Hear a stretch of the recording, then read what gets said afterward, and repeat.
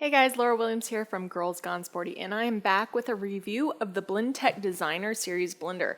This blender has 3 horsepower motor speed, which is amazing. It's at the top of the field in terms of blender speed power.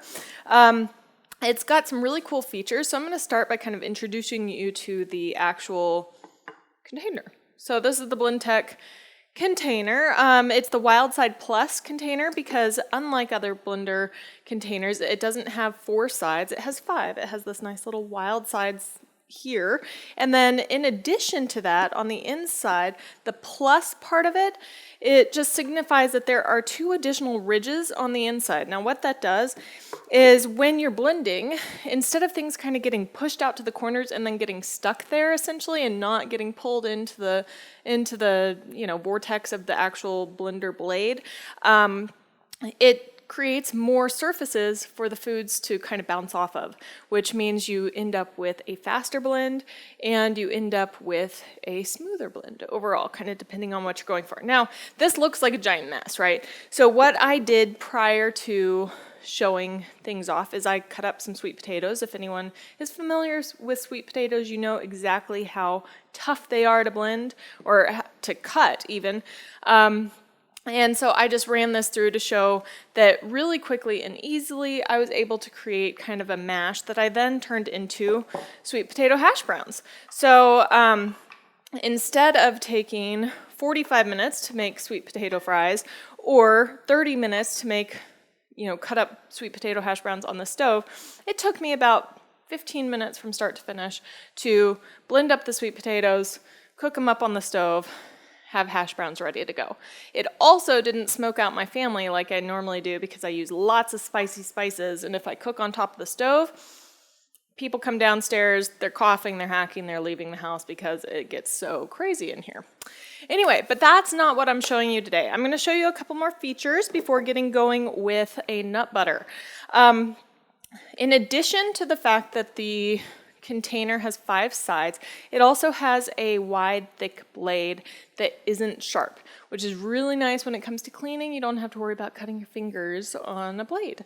It's also 80 times thicker than most other blades, so it just does its job quick and easy. If you'll notice here that the blender also has a touchscreen, so if I turn it on, all these different things light up. It has preset blender settings for things like batters, crushed ice, smoothies, ice cream, whole juices, and soups. So you don't even have to think about how long you want to blend something on or at what speed. If you know you're whipping up a smoothie, you hit the smoothie button, it does it for you. It gives you a countdown time limit. So 35 seconds, boom, it counts down, it goes through the different cycles, speeds it up and slows it down to give you the perfect smoothie. It also has a slider down here, so if you mess with the slider, and just for safety purposes, I'm going to pop the lid on here. I'm not gonna actually blend anything up right now. But if you mess with the slider, if you slide your finger over, it'll speed up the blade. If you slide it back, it'll slow it down. There's also a pulse button on the side, so if you want a quick burst of high-speed energy, you've got that right there. And then the stop button, of course, on the opposite side. I do want to mention something about the lid. The lid is, everything pretty much is patented.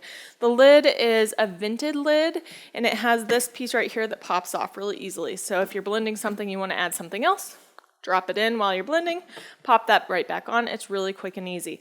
The vent is nice because when the motor gets going for something like a preset like a soup, what it's actually doing, it's heating up the contents in the jar. So as the contents heat up, it needs to be able to vent some of that steam it's creating, and so the lid is actually designed to automatically vent the steam that's created during essentially a hot blend. You're not supposed to blend up hot items though, so you don't put anything in here that's already hot, you just let the blender do its work. So I'm going to set this aside because that's not what I'm doing. I'm showing off the twister jar, which is actually a really, really, really cool little feature. It's an additional price. You do have to buy it separately. But like I said, almost everything Blendtec does is patented. Well, the twister jar, at least the lid, possibly the jar as well, they are also patented. So what happens is as you're blending, you are actually twisting the twister jar in a counterclockwise motion. I think that was counterclockwise motion. And you are scraping, using these tools here, to scrape the contents off the side of the jar to keep them continuing to go through and get smooth. This is really helpful for things like nut butters. Nuts are so hard when they have their initial blend, they kind of fly everywhere and they get stuck to the edges. Well, with this, you just twist them off and everything keeps blending. You'll also notice with this, when I'm doing this nut butter, it's going to get hot. So you're going to see that vented feature that takes place. It doesn't take very long. If you've tried to make nut butters in other blenders, usually you have to stop, scrape things off the edges, get it going again. You'll notice that's not what's going to happen here. So I'm going to add a couple more things. This is about 2 cups of walnuts, roughly. And then I'm just going to, just for flavor purposes, I'm going to add some raw honey. So usually I add about 2 spoonfuls of raw honey when I'm making this. And if you aren't familiar with raw honey, it's amazing. It is like a miracle compared to normal honey. And then I'm going to add a little bit of sea salt. It doesn't really matter if you add very much. These are just things I'm doing extra. So I'm going to do a little bit of sea salt there. Call that good. And we are ready to blend. So I'm going to actually move some of these other things out of the way as well. Hopefully not getting in your way too much. Go ahead and set that in there. I'm going to turn this around. Now this blender, it does get going.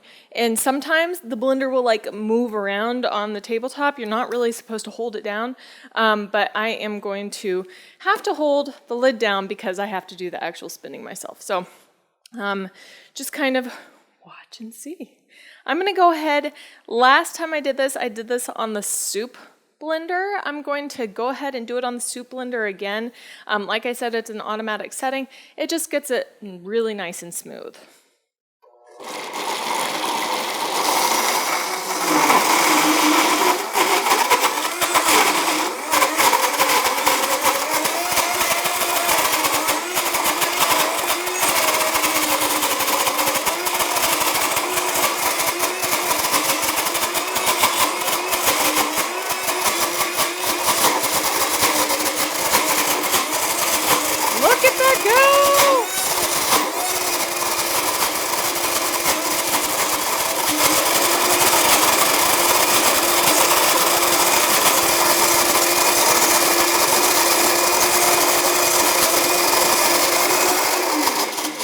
All right. Woo! See all that steam? Can you see that? All the heat that's being created? That is awesome. All right, so what we have, if you can tell here, is a nice blend of a nut butter. So it's really nice. It's warm, just an FYI, but you can see it comes out really easy and tastes delicious. This is the 3rd time I've made this, so clearly it's a winner. Just an awesome thing. If you have tried to make nut butter in other blenders, you know it is not as easy as this. So this took about 45 seconds, maybe, to whip up what amounts to super smooth, super awesome nut butter made from home. Like, it's even easier than going to the store and buying nut butter there. So anyway, that is my Blendtec review and twister jar review. They aren't cheap, just to let you know. The twister jar itself is $120. You might be able to find it less expensively off of the Blendtec website, so maybe through Amazon. So it by itself isn't cheap. The Wild Side Plus jar plus the Blendtec Designer Series piece costs about $475, I believe, right now on the Blendtec website. But like I said, you can also find it possibly less expensively elsewhere. And you might say, why would I want to spend that much on a blender? Well, you might not. Some people just won't. It really comes down to how often you plan on using it, what you plan on using it for, whether or not you plan to replace other household appliances with the blender.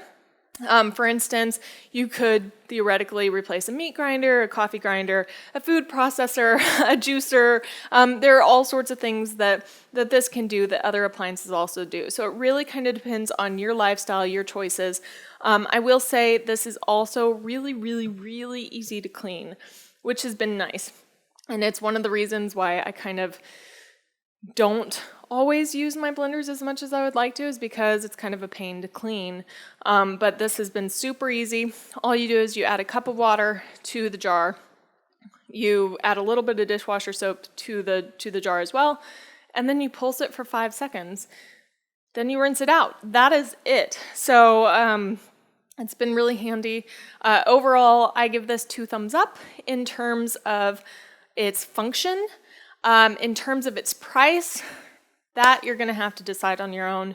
It's not cheap, and I will admit that. So that is up to you whether or not it's something that can fit into your budget or makes sense for your lifestyle. So hope you enjoyed this review. Be sure to subscribe and always come back to see what we've got going on. There's lots of stuff we've got in store.